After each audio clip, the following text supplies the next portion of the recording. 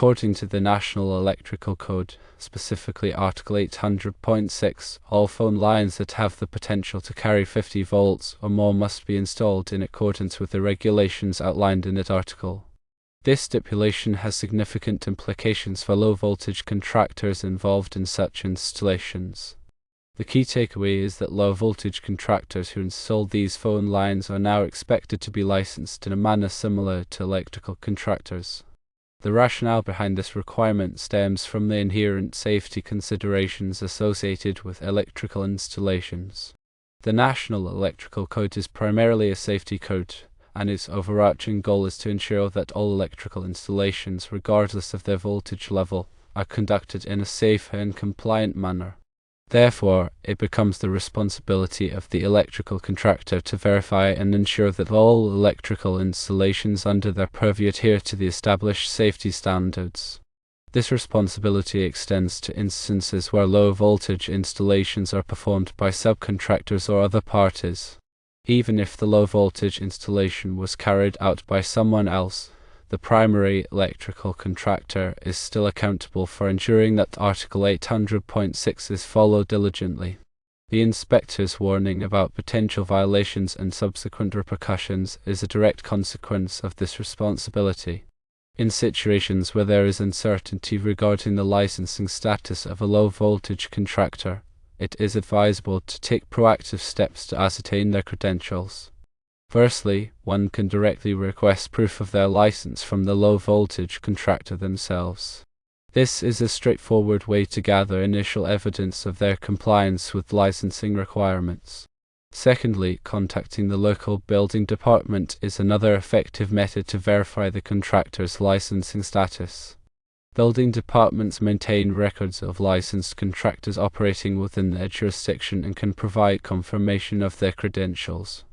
It is important to note that Article 800 within the National Electrical Code pertains specifically to communications circuits. These circuits encompass a wide range of systems, including telephone, telegraph, outside wiring for fire alarm systems, radio and television receive antennas, and community antenna television and radio distribution systems. The scope of Article 800 is limited to wiring and equipment connected to communications circuits. It does not cover wiring and equipment internal to individual pieces of equipment, such as radio or television receivers. The primary focus of Article 800 is on ensuring the safety of personnel and property from potential hazards associated with communications circuits. These hazards can include fire and electric shock. Article 800 is divided into several parts, each addressing specific aspects of communications circuits. Part 1 provides general requirements for communications circuits. Part 2 covers the requirements for aerial cables entering buildings. Part 3 addresses underground cables entering buildings. Part 4 outlines the requirements for grounding communications circuits. Part 5 details the requirements for protection against overvoltage.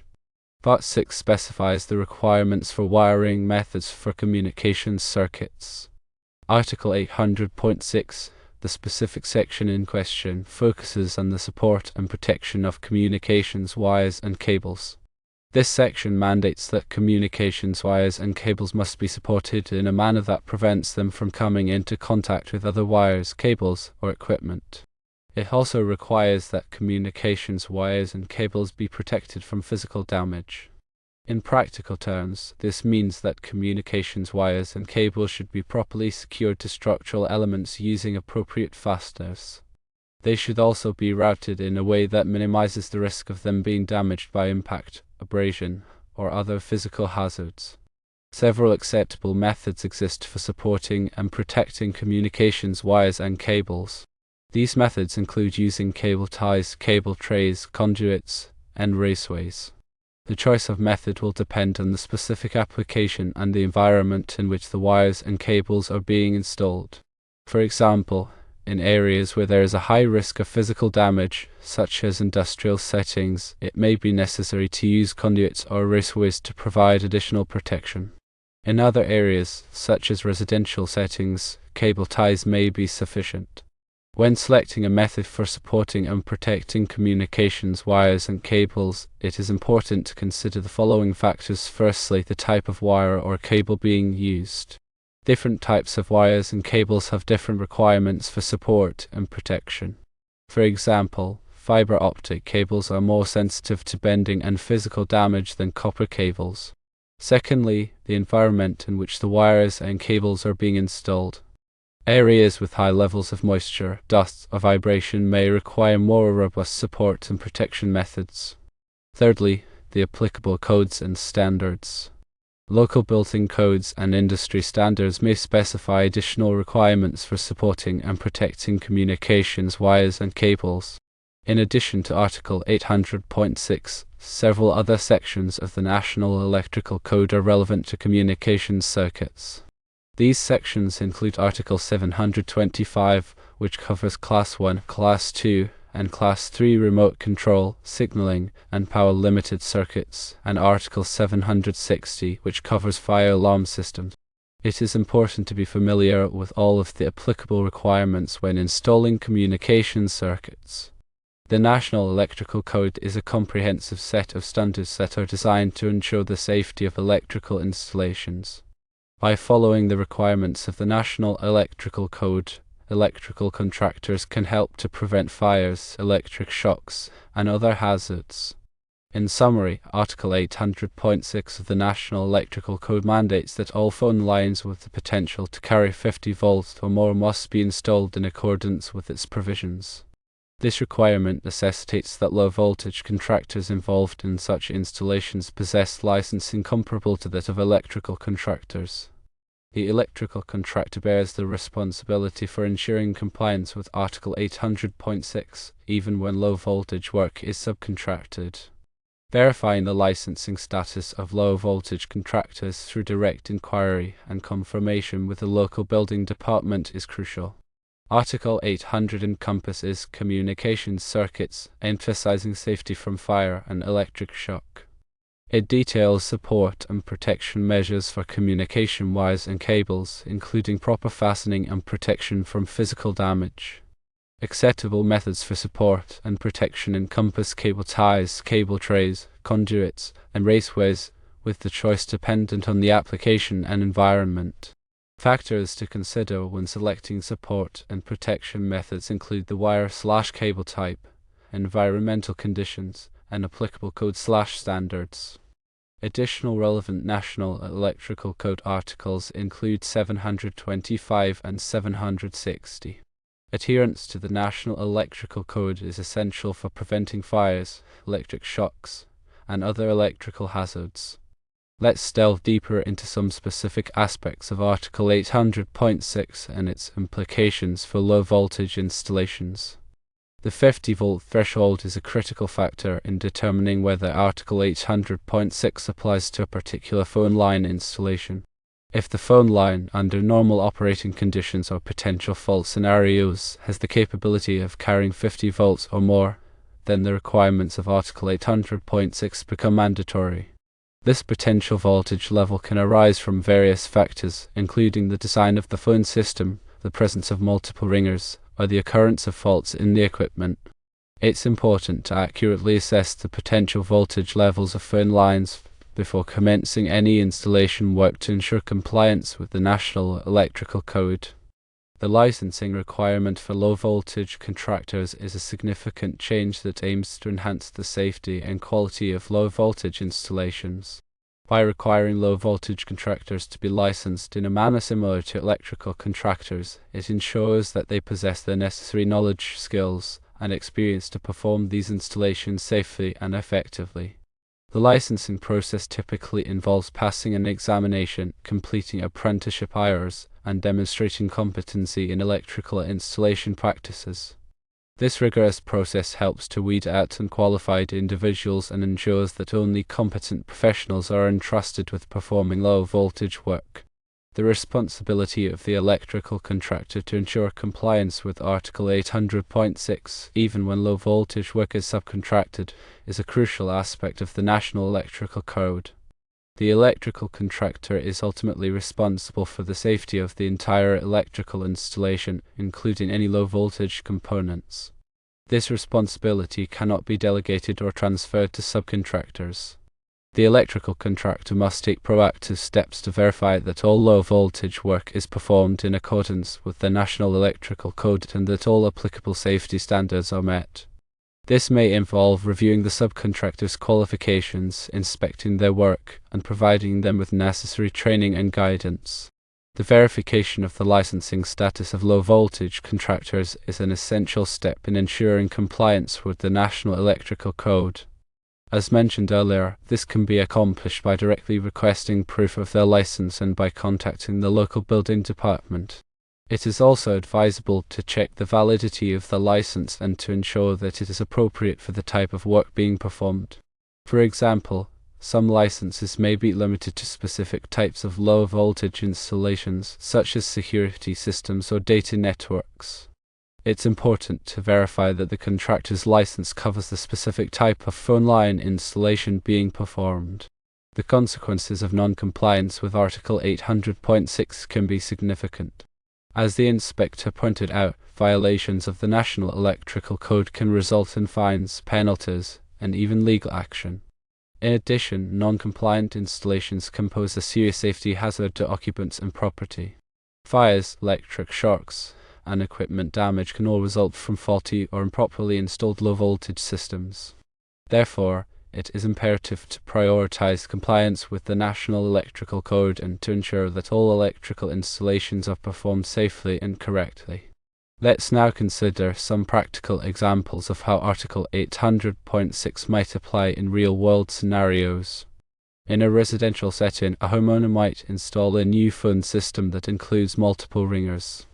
If the phone line has the potential to carry 50 volts or more, then the installation must comply with Article 800.6.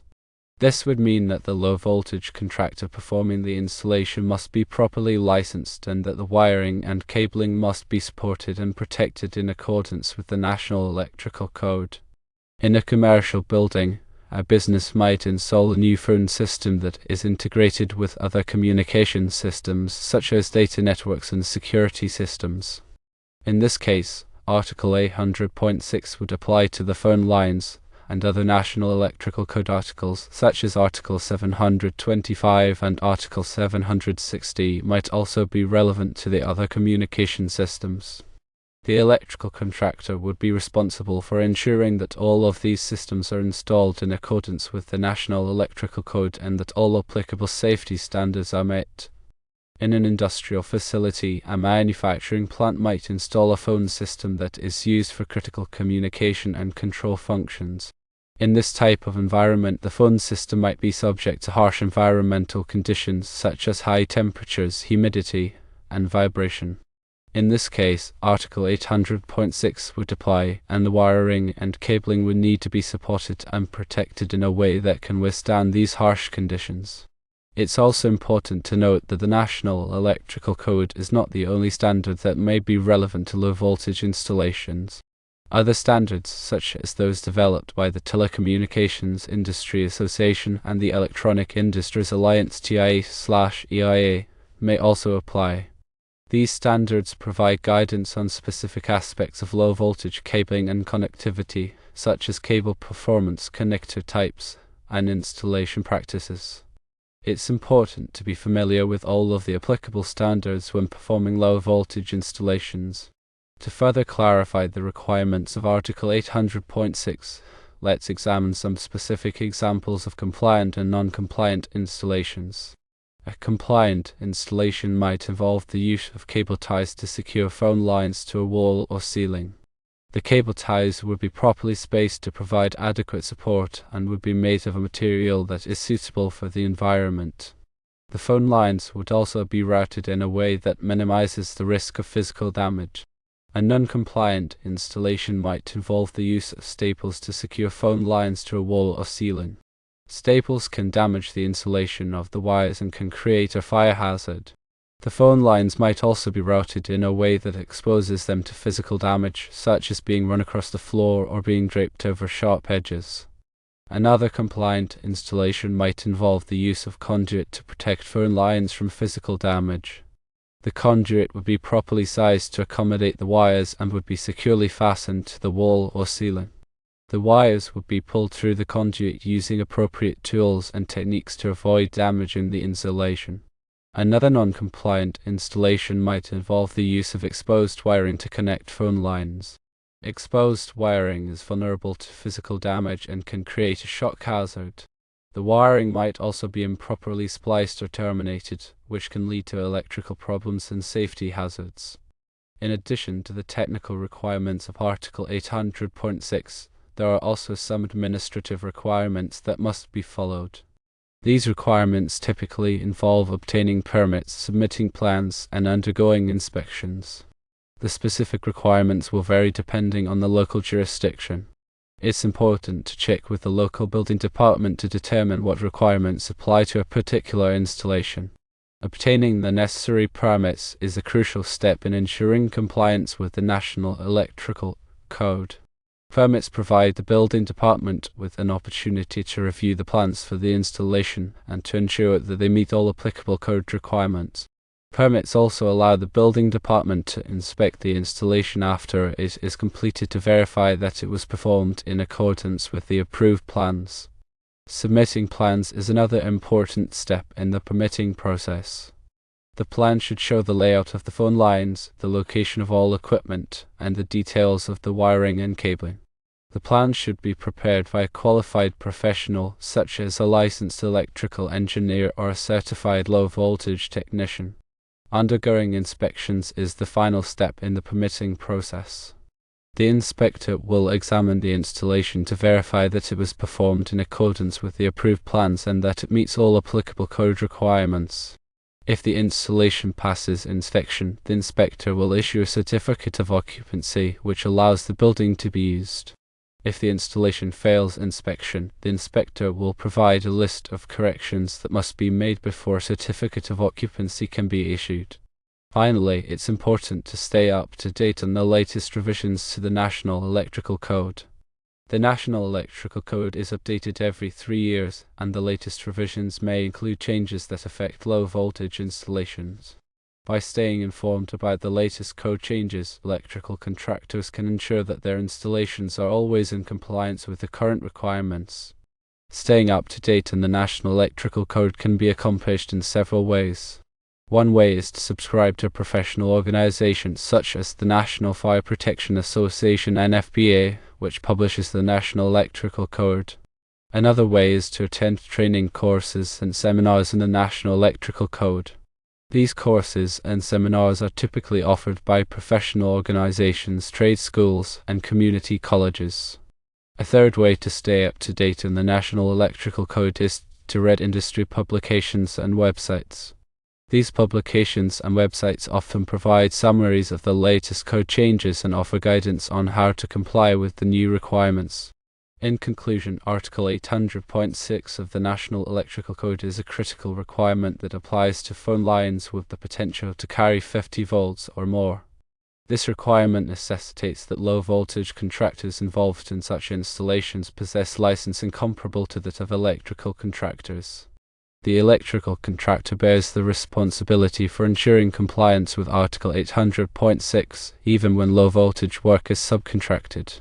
Verifying the licensing status of low-voltage contractors, understanding the technical requirements of Article 800.6, and following the administrative requirements are all essential steps in ensuring compliance with the National Electrical Code and maintaining the safety of electrical installations. By prioritizing compliance with the National Electrical Code, electrical contractors can help to prevent fires, electric shocks, and other electrical hazards and ensure the safety of occupants and property.